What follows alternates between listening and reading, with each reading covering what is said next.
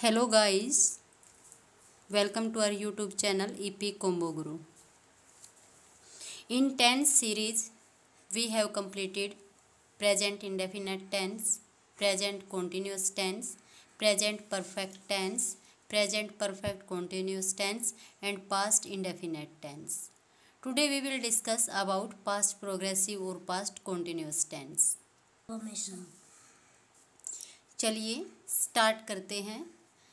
Past progressive और past continuous tense. देखिए, जब तक आप टेंसेज आपके समझ नहीं आएंगे, टेंसेज आप नहीं सीखेंगे, तब तक आपकी जो इंग्लिश है, चाहे वो एज ए लैंग्वेज आप कर रहे हो, चाहे एज ए सब्जेक्ट आप उसको पढ़ रहे हो, तब तक आपकी उसमें जो वीकनेस है वो रह ही जाएगी। इंग्लिश एज ए सब्जेक्ट भी हमारे लिए इम्पोर्टेंट है और एज ए लैंग्वेज भी हमारे लिए इम्पोर्टेंट है।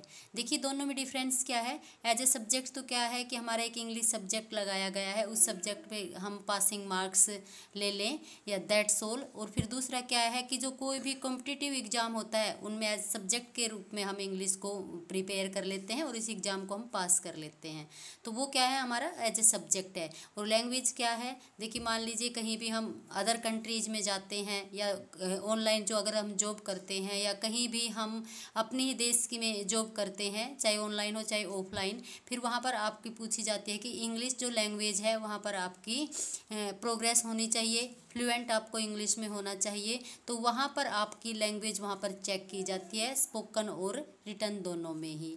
तो एज ए सब्जेक्ट आपका जो क्लास है, सब्जेक्ट है, आपका टॉपिक लगा हुआ होता है, आपका एक सब्जेक्ट इंग्लिश सब्जेक्ट है, उसको आप सब्जेक्ट पढ़ते हो और आप उस सब्जेक्ट पढ़ने के बाद आपका जो मेन मोटो होता है वो क्या होता है कि सब्जेक्ट में मेरे अच्छे मार्क्स आए। लेकिन ये एज ए लैंग्वेज भी आपकी बहुत हेल्प करती है, क्योंकि कहीं भी आप चले जाइए, किसी भी फील्ड में आप चले जाइए, चाहे किसी कंपनी में चले जाइए या फिर टीचिंग जो जॉब है वहाँ पर चले जाइए, किसी कंपनी में आप रिसेप्शनिस्ट के लिए चले जाइए, वहाँ पर आप क्या है, आपके लिए वहाँ पर इंग्लिश में फ्लुएंसी मांगा जाता है। तो आप एज ए क्या करोगे, आप एज ए इसमें लैंग्वेज आप यूज करेंगे इसको, इंग्लिश को अच्छे से। जब तक टेंस नहीं आएंगे तब तक आप नहीं कर सकते। चलिए, तो दोनों के लिए हम एज ए सब्जेक्ट और एज ए लैंग्वेज दोनों के लिए हम इसको प्रिपेयर यहाँ पे कर रहे हैं, क्योंकि लैंग्वेज में जब हम फैमिली बैकग्राउंड हमारा होता है वहाँ पर हम आपस में जो हमारी फैमिलियर लैंग्वेज है, हिंदी है, आप जो भी आप लोकल लैंग्वेज यूज करते हो आप उसमें बात करते हो। बट अगर हम प्रोफेशनल हो गए हैं, अब अपने जो जॉब इन्वायरमेंट में वहाँ पर जाते हैं, तो हमें इंग्लिश एज ए लैंग्वेज भी वहाँ पर यूज करनी पड़ती है। तो दोनों ही रूप में अगर हमें टेंसेज आते हैं तो ही हम एज ए सब्जेक्ट भी और एज ए लैंग्वेज भी हम इसको यूज कर सकते हैं। चलिए let's start. Past progressive continuous tense हम करते हैं। इसका पास्ट कॉन्टिन्यूस टेंस भी नाम है और पास्ट प्रोग्रेसिव भी नाम है। पास्ट कॉन्टिन्यूस टेंस, जिसका दूसरा नाम पास्ट प्रोग्रेसिव टेंस है। हम पास्ट इंडेफिनेट कर चुके हैं, उसके यूजेज कर चुके हैं। आज हम पास्ट प्रोग्रेसिव या पास्ट कॉन्टिन्यूस टेंस हम यहाँ पर करेंगे। तो लेट्स स्टार्ट। देखिए चलते हैं। सबसे पहले इसकी फॉर्मेशन के बारे में हम बात करते हैं कि इसका स्ट्रक्चर क्या है, कैसे ये हमारा जो टेंस है वो फॉर्म किया जाता है, इससे सेंटेंस कैसे बनाए जाते हैं, क्या इनका स्ट्रक्चर है। तो फॉर्मेशन में सबसे पहले हमारा अगर बात हम करें पॉजिटिव की, तो सबसे पहले हमारा होता है सब्जेक्ट। आफ्टर दैट उसकी हेल्पिंग वर्ब होती है वोज और वर। अगर हमारा सब्जेक्ट सिंगुलर में है वहाँ पर वोज आएगा, सब्जेक्ट अगर प्लूरल में है तो वहाँ पर वर आता है। After that we will use first form of verb with ing and after that object और कॉम्प्लीमेंट हम इसमें यूज करते हैं। ये बात किसकी हो रही है, ये बात हो रही है हमारी पॉजिटिव की, सेंटेंस की। जब हम पॉजिटिव सेंटेंस बनाते हैं, अफर्मेटिव सेंटेंस बनाते हैं, उसकी मैं बात यहाँ पे कर रही हूँ। नेगेटिव में क्या होता है, सब्जेक्ट होता है, हमारी हेल्पिंग वर्ब वही वाज और वर रहती हैं। अगर सिंगुलर सब्जेक्ट है तो हेल्पिंग वर्ब हमारी वोज है, अगर प्लूरल सब्जेक्ट है तो हेल्पिंग वर्ब हमारी वर है। After that we will use not word and after that first form of verb with ing and after that object और कॉम्प्लीमेंट यूज करते हैं। नेगेटिव की बात हो रही है यहाँ पर। अब बात करें हम इंटेरोगेटिव की। इंटेरोगेटिव में हमारी हेल्पिंग वर्ब होती है पहले, वाज या वर होते हैं। अगर सब्जेक्ट हम सिंगुलर ले रहे हैं तो वोज होगा, अगर सब्जेक्ट हम प्लूरल ले रहे हैं तो वर होगा। आफ्टर दैट हम अपना सब्जेक्ट यूज करते हैं, वर्ब की फर्स्ट फॉर्म यूज करते हैं, ing यूज करते हैं और ऑब्जेक्ट यूज करते हैं। एग्जाम्पल्स हमारा होता है Reena was reading A novel, Reena was reading A novel. ये किसकी बात करें हम, यहाँ हम बात करते रहे हैं अफर्मेटिव की, ठीक है। Reena was reading A novel. Rohit was not doing exercise, यहाँ पर हम बात कर रहे हैं नेगेटिव की। Rohit was not doing his exercise. And were they playing a game. अब देख लीजिए पॉजिटिव में हम बात करेंगे रीना, रीना क्या है हमारा सब्जेक्ट है। वॉज, रीना अगर हमारी सिंगुलर है तो हमने हेल्पिंग वर्ब क्या यूज की है, वॉज यूज की है। रीडिंग वर्ब की फर्स्ट फॉर्म है, वर्ब की फर्स्ट फॉर्म के साथ हमारा आईएनजी यूज हुआ है, और नोवेल हमारा क्या है, ऑब्जेक्ट है। तो ये हमारा बन गया sentence, Reena was reading A novel. Negative में रोहित सब्जेक्ट है हमारा, was helping verb, note word use हुआ है, डू हमारी वर्ब की फर्स्ट फॉर्म है, इसके साथ में हमारा आईएनजी लगा है, और एक्सरसाइज यहाँ पर हमारा ऑब्जेक्ट हो गया। आ जाइए इंटेरोगेटिव में, वर हमारा क्या है, वर हमारी हेल्पिंग वर्ब है, और यहाँ पर वर क्यों आया है, क्योंकि हमारा सब्जेक्ट दे है और दे हमारा प्लूरल है, प्लूरल के साथ हम हेल्पिंग वर्ब वर यूज करते हैं। वर दे प्लेइंग अ गेम, और गेम के बाद में हमारा इंटेरोगेटिव है तो हम क्या यूज करते हैं, क्वेश्चन मार्क यूज करते हैं। ये हमारे जो फॉर्मेशन थी, और तीनों हमारे इसके एग्जाम्पल्स मैंने आपको दे के क्लियर किया है। अब यूजेज इनके कौन कौन से होते हैं वो हम देखेंगे। जो भी एक्टिविटी हमारी पास्ट में किसी टाइम पर जब हम बात कर रहे हैं एक्शन की, तो जो अगर वहाँ पर हो रही है तो उस समय वो एक्टिविटी कंटिन्यू थी, उसके लिए होता है। तो देखिए एक बार किस तरह इसके यूजेज हैं। It is used for an action that was in progress in past, करे उस एक्शन के लिए है कि पास्ट में ये प्रोग्रेस में था किसी टाइम पे, बट अब प्रोग्रेस में नहीं है। She was singing a song, करे हैं कि वो एक गाना गा रही थी, यानी कोई बताया गया होगा कि किस टाइम वो एक गाना गा रही थी, यानी उससे क्वेश्चन पूछा गया हो कि तब आप वहाँ पे पहुँचे तब वो क्या कर रही थी, तो वहाँ पर बताया जा रहा है कि वह क्या कर रही थी, गाना गा रही थी। दे वर डांसिंग, वो क्या कर रहे थे, नाच रहे थे। अब नहीं हो रही है एक्शन, ये पास्ट में ही स्टार्ट हुआ था, और ये आपका एक्शन पास्ट में ही उस टाइम पर कंटिन्यू था, प्रोग्रेस में था।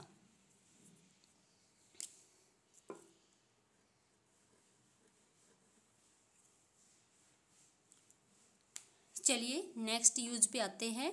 It is used for an action that was in progress eight a certain point of time in the past. यहाँ पर बात हो गई है कि पास्ट का एक सर्टेन पॉइंट ऑफ टाइम था पास्ट में, उस समय ये प्रोग्रेस में था, यानी टाइम पीरियड भी बताया गया पास्ट का, और उस समय ये यहाँ पर आपका एक्शन था वो प्रोग्रेस में था। एग्जाम्पल देख लेते हैं इसके। At 8 AM he was taking his breakfast, certain time दे दिया गया, 8 बजे की बात है, और 8 बजे वो क्या कर रहे थे, अपना ब्रेकफास्ट कर रहे थे। तो ये सर्टेन पॉइंट ऑफ टाइम यहाँ पर आपका दिया हुआ है। He was getting ready to go to office at 9 AM, यहाँ भी आपको सर्टेन पॉइंट ऑफ टाइम दिया गया है कि 9 AM पे वो क्या कर रहे थे, 9 AM पे वो अपना ऑफिस जाने के लिए रेडी हो रहे थे। तो दो यूजेस हमने कर लिए हैं। थर्ड हम अपना यूज कर रहे हैं, it is used for an action that was in progress in the past when another action also took place. कह रहे हैं कि उस एक्शन के लिए भी यूज होता है जब वो पास्ट में प्रोग्रेस में था वो एक्शन, और उसके साथ साथ में दूसरा एक्शन भी एक क्या हुआ, दूसरा एक्शन भी वहाँ पर अकर हुआ, घटित हुआ। When I reached there, जब मैं वहाँ पहुँचा तो he was sleeping, यानी कि वो भी वहाँ पे पहुँचा और वो उस समय वो क्या कर रहे थे, सो रहे थे, यानी उसका वहाँ पहुँचना हुआ, वो वहाँ पर पहुँच गए। वहाँ पर पहुँच कर उन्होंने देखा कि एक और एक्शन है वो प्रोग्रेस में है, और वो एक्शन कौन था, ही वॉज स्लीपिंग, वो स्लीप कर रहे थे, सो रहे थे, वो उनका एक्शन प्रोग्रेस में था।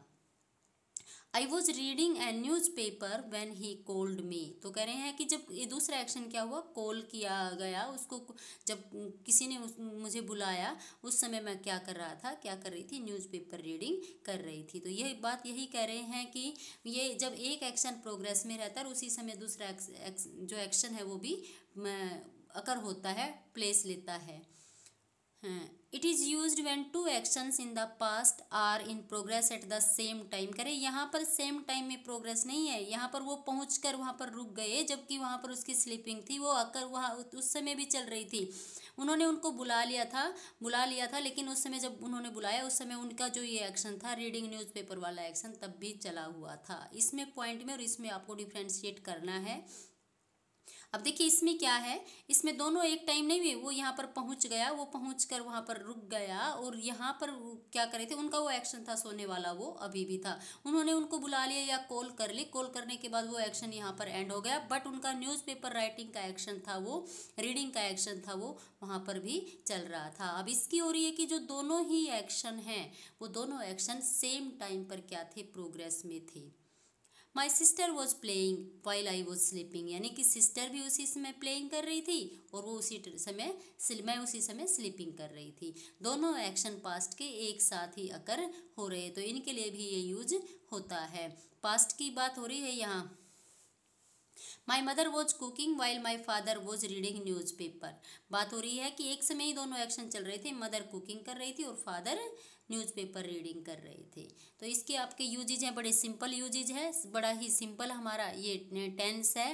कहाँ हम यूज करते हैं, इनकी फॉर्मेशन हमारी क्या है, तो ये सारी चीज़ें हार्ड नहीं है। एक बार इसको फिर से हम रिवीजन में ले लेते हैं ताकि आपको कोई प्रॉब्लम ना आए। तो देखिए, past continuous tense, the other name of past continuous tense is past progressive tense. Formation for positive sentence is subject plus helping verb. Helping verb are was and were plus first form of verb plus ing plus object. Example, Rina was reading a novel. Was is used with singular subject and were is used with plural subject. Negative, subject plus helping verb plus note plus first form of verb plus ing plus object. Example, Rohit was not doing doing exercise. Next, interrogative, helping verb plus subject plus first form of verb plus ing plus object. Were they playing a game? Uses. First use is, it is used for an action that was in progress in the past. Example, she was singing a song, they were dancing. Both actions were progress in past. It is used for an action that was in progress at a certain point of time in the past. यहाँ पर point of time certain है past का, वहाँ पर ये use किया जाता है। At 8 AM he was taking his breakfast. He was getting ready to go to office at 9 AM. These are the activity of past that occurred at a certain point of time, 8 AM and 9 AM. It is used for an action that was in progress in the past when another action also took place. When I reached there, he was sleeping. I was reading a newspaper when he called me. Next, it is used when two actions in past are in progress at the same time, यानी both actions, जो two actions हैं वो progress में same time पर। My mother was playing, my sister was playing while I was sleeping.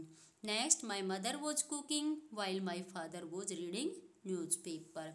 I think कि आप लोगों के पास्ट जो प्रोग्रेसिव टेंस है, पास्ट कॉन्टिन्यूस टेंस है, आप लोगों को क्लियर हो गया होगा। वीडियो अगर आप लोगों को पसंद आई है तो लाइक शेयर एंड सब्सक्राइब करना ना भूलें। आपकी जो वैल्यूएबल ये कमेंट्स हैं मेरे लिए बहुत ही मायने रखते हैं। मैं आशा करती हूँ कि आप मुझे निराश ना करेंगे, ज़्यादा से ज़्यादा वीडियो को शेयर करेंगे, लाइक करेंगे और सब्सक्राइब करेंगे। वीडियो को पूरी देखें ताकि आपके लिए प्रॉफिटेबल साबित हो। आपका प्रॉफिट ही मेरा प्रॉफिट है। Thank you, have a nice day.